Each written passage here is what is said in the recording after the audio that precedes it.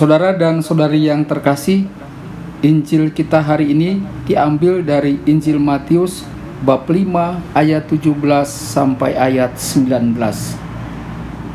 Janganlah kamu menyangka bahwa aku datang untuk meniadakan hukum Taurat atau kitab para nabi. Aku datang bukan untuk meniadakannya, melainkan untuk menggenapinya. Karena aku berkata kepadamu, sesungguhnya selama belum lenyap langit dan bumi ini, satu iota atau satu titik pun tidak akan ditiadakan dari hukum Taurat sebelum semuanya terjadi.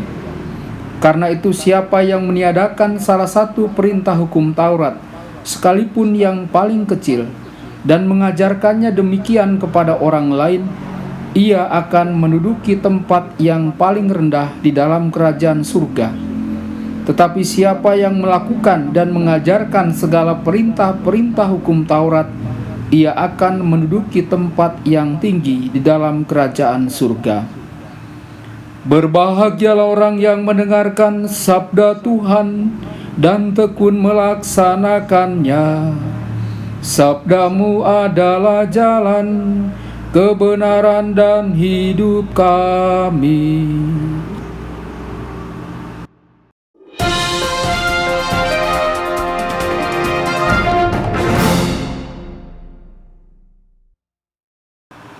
Saudara dan saudari terkasih, jumpa lagi dengan saya Romo Tedens dalam saluran Warta Kabar Sukacita. Semoga Anda semua dalam keadaan sehat dan tetap bahagia. Baru saja kita mendengarkan Injil hari ini dari Injil Matius bab 5 ayat 17 sampai 19. Injil hari ini hanya terdiri dari 3 ayat pendek. Namun ayat-ayat ini adalah bagian yang sangat penting. Saudara dan saudari, Yesus mulai dengan mengatakan kepada para muridnya bahwa dirinya tidak akan menghilangkan hukum Taurat dan apa yang para nabi wartakan dan ajarkan. Yesus mau mengatakan bahwa dirinya hanya mau menggenapi hukum Taurat.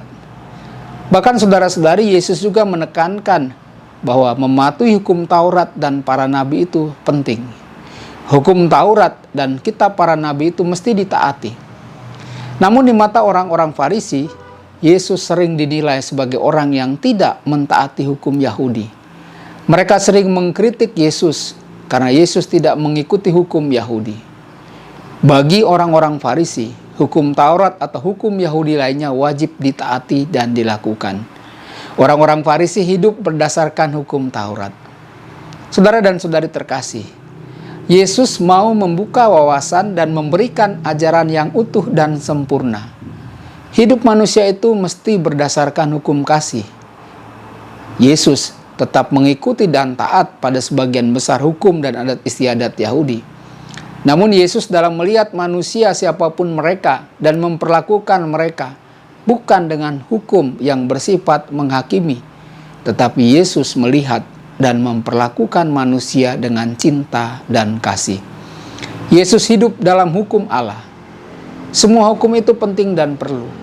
Namun bagi Yesus, 2 perintah utama dalam 10 perintah Allah adalah landasan bagi 8 perintah lainnya. Kasih bagi Allah dan kasih bagi sesama harus mendahului peraturan lainnya. Kasih bagi Allah dan kasih bagi sesama mesti menjadi jiwa dan dasar untuk melaksanakan hukum lainnya. Saudara dan saudari terkasih, kita bisa menjadi seorang yang legalis seperti orang-orang Farisi. Kita bisa mengamati orang lain dan kemudian menghakimi perbuatan mereka. Pertanyaannya adalah, siapakah kita ini yang sewenang-wenang menghakimi orang lain? Apalagi kemudian kita dengan sombong dan angkuh mengatakan kalian itu orang berdosa dan tempat kalian itu di neraka. Yang punya hak untuk menghakimi adalah Allah sendiri. Saudara dan saudari terkasih, hari ini saya mengajak kita semua untuk melihat diri kita. Kita kadang dengan mudah menghakimi orang lain yang tidak kita sukai. Tetapi dengan orang yang kita sukai, kalaupun orang itu berbuat salah, kita hanya berdiam diri saja, bahkan membelanya. Saudara dan saudari, kita tidak akan pernah secara sempurna mentaati perintah Allah karena kita bukan Allah. Yang sempurna hanyalah Allah. Namun setiap hari, setiap waktu, kita dapat berusaha untuk mengasihi orang lain dengan tidak menghakiminya. Dan ini semua adalah kehendak Allah. Tuhan Yesus memberkati Anda semua. Sabda Allah adalah kebenaran. Sabda Allah adalah kehidupan. Mari kita mencintainya, mari kita menghayatinya. Ya Tuhan yang ku muliakan, sabdamu angkat resahku.